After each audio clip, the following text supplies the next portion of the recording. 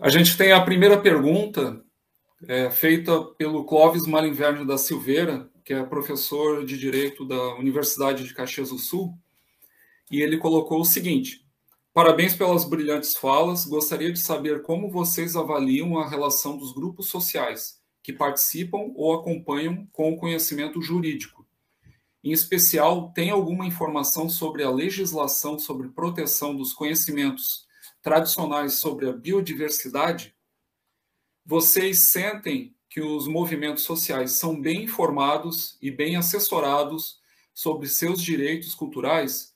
O que pensam sobre a dificuldade dos movimentos na defesa de seus direitos? Eu passo a palavra então para o Sassá.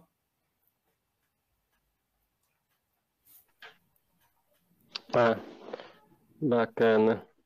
Bom, os movimentos indígenas, as organizações indígenas, né, recebem de apoio, né, que vem por algumas ONGs, né, em relação à orientação jurídica, né, mas os movimentos hoje já contam com indígenas advogados, né? Ou indígenas advogados, ou indígenas que estão estudando aí o direito, ou indígenas que estudaram o direito, mas que não são advogados, né?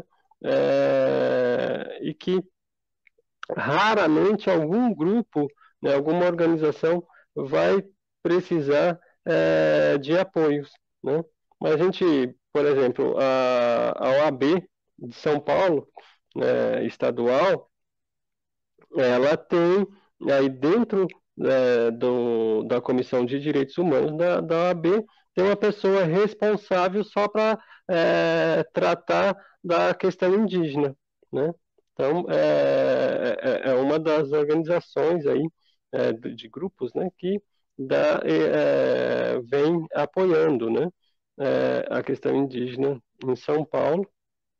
Eu não sei como que está estruturada a OAB em outros estados, né, mas aqui no estado de São Paulo tem uma pessoa aí responsável, né. Em relação à legislação, né, de protecionistas aí, para nós indígenas não tem, né, da diversidade cultural, a biodiversidade há, né, dentro da questão ambiental, né? Mas nossa mesmo não tem nada, né? Nem cultural, nem dos saberes também, né? Não há uma proteção aí dos saberes indígenas, né? Os nossos conhecimentos, né? As tecnologias, né? Não tem nenhuma proteção, né? Inclusive, diversas indústrias aí, farmacêutica, por exemplo, pratica a, a biopirataria, né? Ou ou pirataria do saber indígena aí, produzindo remédios, né? Na produção de remédios. Eu acho que é uma das maiores contribuições tecnológicas dos povos indígenas com a medicina, né? Isso eu falo com bastante convicção, né? E propriedade também, porque é uma das áreas que eu estudo bastante aí, né? E não tem nenhuma segurança jurídica, né? Na verdade, é como a Sandra tinha falado, a Marielda também aí, o que há, no nosso caso, são inseguranças jurídicas, né? Não tem nada que garanta. A gente tem insegurança com a Constituição, né, professor? A gente tem artigos da Constituição que são violados, a Convenção 69 da OIT é violada o tempo todo, né?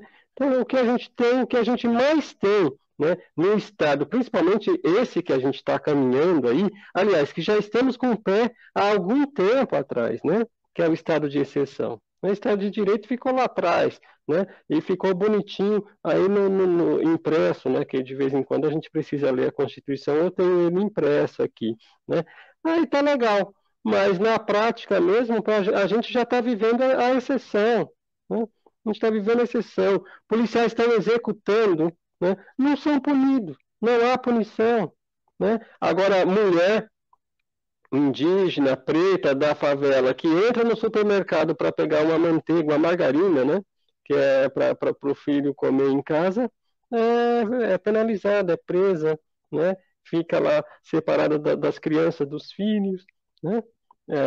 Então, a gente vive totalmente um período, e já faz um tempinho, né, de insegurança jurídica. A gente vive isso. Né? E agora nem sabemos a quem recorrer. Né? Nem sabemos muito bem a quem recorrer. Né? Porque ficar confiando, né, a nossa confiança no judiciário a gente não tem, né? Já perdemos, né, a confiança no executivo há algum tempo também, né? Porque não é agora, principalmente, né? Mas em gestões aí anteriores, mandatos anteriores, governos anteriores, as nossas terras também não foram demarcadas, né? Então a gente não tem nenhuma garantia jurídica e a gente também não tem perspectiva aí, né? Eu não, a gente é que ultimamente estamos voltados muito interno, dialogando com alguns movimentos próximos, mas a gente está pensando muito na formação, na educação, né? Na formação política das nossas e dos nossos que correm com a gente. Então, dialogando um pouco, poucas vezes, né, externamente, mas internamente, né, pelo menos os grupos que eu participo aí, não tem nenhuma perspectiva aí, não tem nenhuma esperança, né, no jurídico, né, por exemplo, a gente não tem, não vê, né? Aliás, nenhum dos poderes aí do Estado, né? No executivo, Congresso, a gente tem aí o Congresso mais ruralista que a gente pode ter, o Congresso mais conservador que a gente pode ter, né? É isso que a gente tem, né? E aí, né, o que a gente faz, né? E aí o que a gente faz é estudar, né? E aí o que a gente faz é nos organizar, né? Porque a gente não pode ficar dependendo de segurança jurídica, não, ou proteção jurídica. A gente que tem que cuidar das nossas e dos nossos, né? E dos nossos interesses também, né? Patrimônio aí imaterial, né? Patrimônio histórico, pensar em tudo isso é a organização. É isso que a gente tem feito pelo menos nos últimos 3 anos, com mais afinco, né? Pensar na nossa organização. Eu posso só contribuir com o Sassá, no sentido de dizer que hoje a gente tem um aparato jurídico, né, que pode, dependendo de algumas situações, nos respaldar. Mas isso não basta para as ações que hoje a gente tem vivido. A gente tem, vou pegar nós, por exemplo, do movimento negro unificado, a gente tem uma gama de advogados dentro do direito que são sensacionais. Por exemplo, a gente teve aí todo o exemplo do Cunha Júnior com relação às questões das casas de matriz africana, né? Mas, mesmo com suporte, mesmo conseguindo avançar em algumas situações, por exemplo, algumas casas de religião no Brasil continuam sendo alvo de destruição, enfim, né? Então, eu concordo com o Sassá. Não só o aparato jurídico nos basta, mas, com certeza, ele é importante nessa nossa caminhada e nessa luta, porque muitos dos nossos que estão hoje atuando na área jurídica foram para a área jurídica a partir das nossas lutas unificadas, né?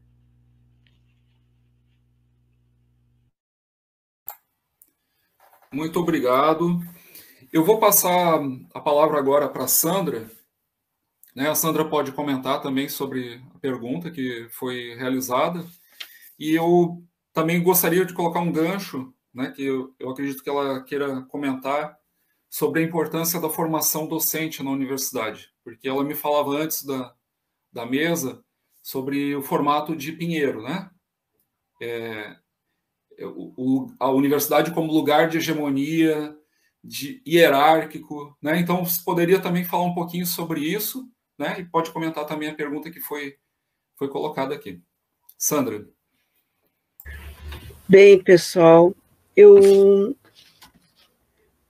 tenho a dizer o seguinte: temos excelentes pessoas na área do direito que possam nos defender, como a Marielda falou, essa questão das casas de religião, mas que ainda estão sendo atacadas, né? Com relação a várias outras coisas, assim, por exemplo, quando o Sassá fala que a mulher lá, pobre, porque pegou a manteiga, está presa, e aí a gente assiste ao chefe da nação fazendo turismo com dinheiro público. Entendeu? Então, o que eu penso nisso assim, gente, é que eu vou voltar lá ao que eu mexi com vocês no início, com o meu amigo advogado disse que as leis são feitas para não serem cumpridas, né? Apesar de todos os esforços dentro dos núcleos, dentro dos movimentos, dentro dos aquilombamentos, né? A lei, ela nunca vai atender aonde a corda está fina. Infelizmente, ela vai arrebentar ali. E aí eu digo para vocês, nós temos leis, nós temos mil coisas, mas de que nos servem as leis se nós temos alguém à frente da Fundação Palmares como nós temos? Alguém pode me explicar? Entenderam? Então, assim, ó, muitas vezes as implosões, elas são provocadas pelos cupins internos que nós temos, né? E a gente vê, como a Marielda falou, muitos de nós, muitos dos nossos grupos indo para a área do direito, porque assim, eu não aguento mais ver que não temos respaldo para muitas coisas, né? As pessoas precisam de defesa, as pessoas precisam ser socorridas. Por exemplo, os que a Marielda disse foram lá pedir os direitos e foram recebidos com o quê, Marielda, lá na porta? Com o que foram recebidos? Tu não pode... Com a polícia de choque. Isso! Tu não pode... Assim, tu não pode reivindicar direitos. Tu não pode reivindicar direitos. Os teus direitos, como assim? Negro, pobre, indígena, não tem que reclamar de direitos, não tem que querer direitos. Que negócio é esse de querer direitos? Agora, para os outros, tudo vale. Vocês imaginem um funcionário público, imagine a Sandra Lee, agora sou aposentada, uma funcionária pública negra, mulher, favelada, pobre, que vai fazer turismo com dinheiro público. Eu vou lá, pego, né? E vou lá, aí eu resolvo ir para algum lugar assim, aí eu vou lá ver meus ancestrais lá na África. Vou ver de onde eu venho. O que vocês acham que aconteceria? Quando eu descesse no aeroporto de volta, Ia estar um aparato todo de polícia me esperando. Então, assim, ó, a lei tem pesos e medidas diferentes, infelizmente. Né? E nós não podemos ser ingênuos de pensar que as coisas são iguais para todo mundo. Não são iguais. Elas funcionam diferentes. Porque aonde tem o dinheiro para defender uma causa, eu tenho 10 advogados. E aonde não tenho dinheiro, às vezes para defender uma coisa justa, quantas pessoas estão lá inocentes na cadeia simplesmente porque são pobres e negros? Eu desconfiei de ti que tu, sei lá, eu acho que tu pegou alguma coisa. Eu sou acostumada a entrar no supermercado com meus filhos e ser seguida. Eu adoro torturar vigilante de supermercado, vocês nem sabem. Eu adoro. Porque o supermercado pode estar lotado de gente branca. Tu entrou, é como se tu tivesse um imã. Aonde tu vai, eles vão atrás. A lei não é igual porque a subjetividade não é igual. A subjetividade não é igual. Por que as coisas não mudam? Porque a minha subjetividade ela é intocável. Eu posso dizer-te alguma coisa politicamente correta, só que lá na minha subjetividade ela está completamente diferente. A colocação dela é completamente diferente, né? E nós somos uma sociedade de classe, mas também, principalmente, apesar de um negro ter os bens de produção e de consumo tão iguais quanto as pessoas não negras, sempre a cor vai vir primeiro, sempre a etnia vai vir primeiro para o indígena, sempre vão perguntar para o indígena por que ele tem carro, sempre vão perguntar para um negro por que ele tem um bom celular, sempre vai ser questionado o teu bem. As leis não são iguais para nós. Assim, ó, como é que eu quero dizer? As leis, materialmente, fisicamente, elas são iguais. Porém, dentro da sociedade existe uma instituição que não precisa de prédio, chamada preconceito e racismo, que faz com que a minha subjetividade trabalhe como cupim dentro dessa instituição. E essa instituição é muito bem armada, muito bem formada, para que, no momento exato, sejam defendidos os direitos de quem sempre quer ficar com os direitos. E os outros são os outros. É dessa forma que eu vejo. Não sei se eu respondi a tua pergunta.